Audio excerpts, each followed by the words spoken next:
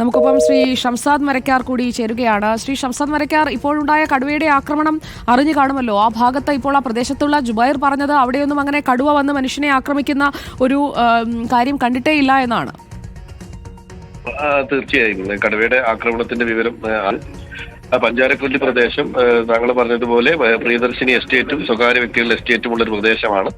ആ പ്രദേശത്തെ ഏറ്റവും സാധാരണക്കാരായ ആളുകൾ കാപ്പി പറിക്കാനും മറ്റ് എസ്റ്റേറ്റിലെ തൊഴിലിനും പോകുന്ന ഒരു പ്രദേശം കൂടിയാണ്.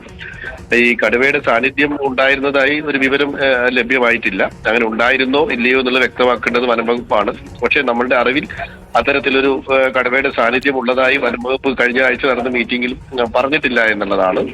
പക്ഷെ ഇത് ദാരുണമായൊരു സംഭവം ഉണ്ടായി. ആ സംഭവം ഉണ്ടായ സ്ഥലത്ത് നിന്ന് വളരെ അടുത്താണ് ഫോറസ്റ്റ്. അപ്പോൾ ഫോറസ്റ്റിൽ നിന്നും കടുവ ഇറങ്ങിയതാണോ എന്നുള്ളതും അവിടെ സാന്നിധ്യം ഉണ്ടായിരുന്നു എന്നുള്ളതും വനംവകുപ്പ് ഒന്ന് വ്യക്തമാക്കാം. പക്ഷെ ഇനി ജനങ്ങൾക്ക് ആശങ്കയുണ്ട്. കാരണം മനുഷ്യനെ ആക്രമിച്ചൊരു കടുവയുടെ സാന്നിധ്യം ആ പ്രദേശത്ത് ഉണ്ടാവാൻ പാടില്ല. കടുവയെ അടിയന്തരമായി പിടികൂടുന്നുള്ള നടപടികളും അവിടെ നിന്നോ മയക്കുവെടി വെച്ചോ കൂട് വെച്ചോ പിടിച്ചു മാറ്റുന്നതിനുള്ള നടപടികൾ അടിയന്തരമായി ആരംഭിക്കണം. പിന്നെ അതിന്റെ ഉത്തരവ് കാത്ത് വൈകി നിന്ന് ആളുകൾ പ്രതിഷേധിച്ച് ആളുകൾക്ക് പ്രയാസമുണ്ടാക്കുന്ന രീതിയിലേക്ക് വനംവകുപ്പ് പോകരുത്. വളരെ അടിയന്തരമായ നടപടികൾ. താങ്കൾക്ക് ആ പ്രദേശത്തെക്കുറിച്ച്, വയനാട് ജില്ലാ പഞ്ചായത്ത് പ്രസിഡന്റ് എന്ന നിലയിൽ ആ പ്രദേശത്തെക്കുറിച്ച് കൂടി വനംവകുപ്പിന് അത് മനസ്സിലാകാഞ്ഞിട്ടാണോ എന്നറിയില്ല. ആ ഒരു പ്രദേശം എന്ന് പറയുന്നത് ആദിവാസി സെറ്റിൽമെന്റ് ഏരിയ ഒക്കെയാണ്. ആളുകൾ ഇതുപോലെ 2 ഏക്കറിലും ചെറിയ സ്ഥലങ്ങളിലും ഒക്കെ സ്വന്തമായി കൃഷിയൊക്കെ ചെയ്യുന്ന, അവിടെ പോലും വിളവെടുക്കാൻ ധൈര്യമായി ഇറങ്ങാൻ കഴിയില്ല എന്ന് വരുന്ന ഒരു സാഹചര്യം, അത് ഒരുപാട് ബുദ്ധിമുട്ടുണ്ടാക്കില്ലേ അവർക്ക്? പ്രത്യേകിച്ചും കാപ്പിയൊക്കെ പറിക്കാറായി നിൽക്കുന്ന, വിളവ് പൂർണ്ണമായി തയ്യാറായി നിൽക്കുന്ന ഒരു സമയമാകുമ്പോൾ. തീർച്ചയായും. കാരണം നമുക്ക് ഈ ഡിസംബർ മുതൽ ഫെബ്രുവരി വരെയുള്ള മാസങ്ങൾ എന്ന് പറയുന്നത് കടുവയുടെ സാന്നിധ്യം കൂടുതൽ വരുന്ന മാസങ്ങൾ തന്നെയാണ് വയനാട്ടിൽ. അതുമായി ബന്ധപ്പെട്ട എല്ലാ നടപടികളും വനംവകുപ്പിനോ തുടക്കത്തിൽ തന്നെ സ്വീകരിക്കണമെന്നും അങ്ങനെ സാന്നിധ്യങ്ങൾ ഉണ്ടെങ്കിൽ അവിടെ കൃത്യമായ ഇടപെടൽ ഉണ്ടാവണമെന്നുള്ള നിർദ്ദേശം നമ്മൾ നൽകിയതാണ്. അപ്പൊ അമരക്കുനിയിൽ കടുവയുടെ സാന്നിധ്യം ഉണ്ടായ കടുവയെ പിടികൂടുന്നത് വരെ വലിയ രീതിയിലേക്കുള്ള ഒരു മനുഷ്യനെയൊക്കെ ആക്രമിക്കുന്ന രീതിയിലേക്കുള്ള ഒരു മൂവ് ഉണ്ടാവാതെ നോക്കാൻ പറ്റിയിട്ടുണ്ട്. പക്ഷെ ഇവിടെ ഞാനതാണ് തുടക്കത്തിൽ പറഞ്ഞത്, അവിടെ ഒരു സാന്നിധ്യം ഉണ്ടായിരുന്നോ ഇല്ലേ എന്നുള്ളത് വ്യക്തമല്ല എന്നുള്ളതാണ്. ഞങ്ങൾ വിളിച്ച മീറ്റിംഗിനകത്ത് അങ്ങനെ ഒരു സാന്നിധ്യത്തെ കുറിച്ച് DFO പറഞ്ഞിട്ടില്ല എന്നുള്ളതാണ് ഒന്ന്. 2, അവിടെ ഒരു വർഷം മുമ്പാണ് ഇതിനു മുമ്പൊരു കടുവയുടെ സാന്നിധ്യം ഉണ്ടായിരിക്കുന്നത്. എനിക്ക് എന്റെ ഓർമ്മയിൽ ഒരു വർഷമാണ്. ഒരു പശുവിനെ ആക്രമിച്ചതുമായി ബന്ധപ്പെട്ടാണ്. അന്ന് ഞാൻ ആ സ്ഥലത്ത് പോയ ആളാണ്. പോവുകയും ആളുകളെ കാണുകയും ചെയ്തതാണ്. അപ്പൊ ആ ഒരു പ്രദേശം ഫോറസ്റ്റിനോട് ചേർന്നുള്ളൊരു ചതുപ്പാണ്.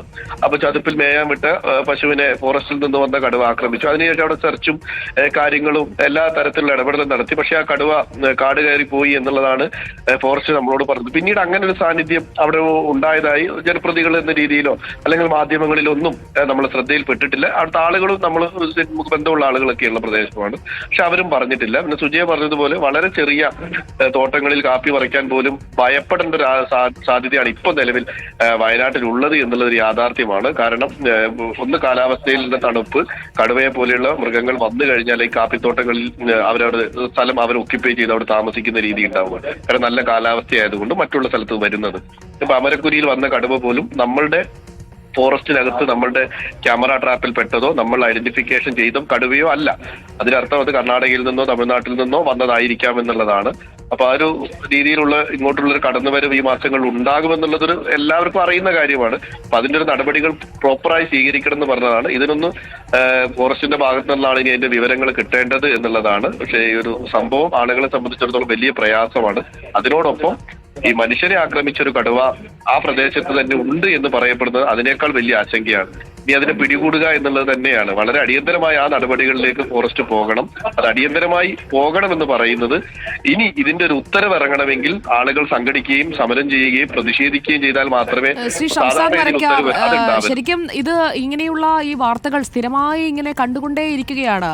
അപ്പോൾ നമുക്ക് പോലും ഒരു ഉത്കണ്ഠ തോന്നുകയാണ്. അവിടെയുള്ള മനുഷ്യർക്ക് അവരുടെ ജീവന് സുരക്ഷിതത്വം ഉറപ്പാക്കാൻ കഴിയാത്ത ഒരു സംവിധാനമായി വനംവകുപ്പ് മാറുന്നു. കാരണം വന്യജീവികളെക്കാൾ മനുഷ്യന്റെ ജീവന് അത് ഭീഷണിയായി മാറുമ്പോൾ അതിനനുസരിച്ചിട്ടുള്ള സുരക്ഷാ സംവിധാനങ്ങൾ, അതുപോലെ തന്നെ അവിടെയുള്ള ആളുകൾക്ക് അവിടെ വന്യമൃഗങ്ങൾ ഇറങ്ങുമ്പോൾ അതേക്കുറിച്ച് മുന്നറിയിപ്പ് നൽകുക, ഇതൊന്നും ഉണ്ടാകാതെ പ്രതിഷേധമുണ്ടാകുമ്പോൾ വന്ന് പ്രതിഷേധം തണുപ്പിക്കുന്ന ഒരു വകുപ്പായി അത് മാറുക കൂടിയാണോ സംഷാദ്?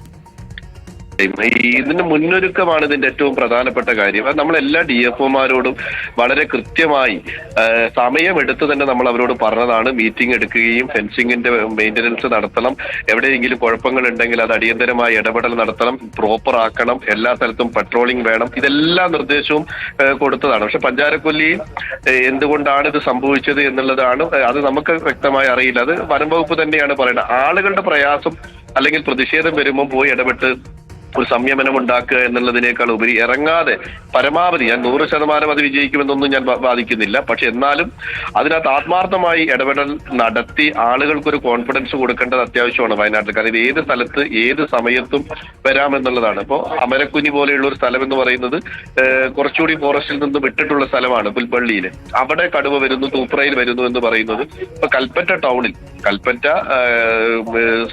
നിന്ന് ഒരു 250 അല്ലെങ്കിൽ 500 മീറ്റർ പരിധിക്കപ്പുറമുള്ള പുൽപ്പാറയിൽ പുലിയുടെ സാന്നിധ്യം ആഴ്ചകളായി നിലനിൽക്കുന്നു. തൊട്ടപ്പുറത്ത് പെരുന്തട്ടയിൽ കടുവയുടെ സാന്നിധ്യമുണ്ട്. അപ്പൊ ഈ പ്രദേശങ്ങളിലൊക്കെ ഇത്തരം സാന്നിധ്യങ്ങൾ ഉണ്ട്. അപ്പൊ പഞ്ചാരക്കൊല്ലിയിൽ എന്തുകൊണ്ടോ ഇത് സാന്നിധ്യമുള്ള വിവരം അറിഞ്ഞില്ല. അങ്ങനെയാണെങ്കിൽ ഇതിന്റെ ഒരു പ്രിക്കോഷൻ ഉണ്ടാവേണ്ടതായിരുന്നു എന്നുള്ളതാണ്. വളരെ നന്ദി ശ്രീ ഷംസാദ് മരക്കാർ, വയനാട് ജില്ലാ പഞ്ചായത്ത് പ്രസിഡന്റാണ് നമ്മളോട് പ്രതികരിച്ചത്.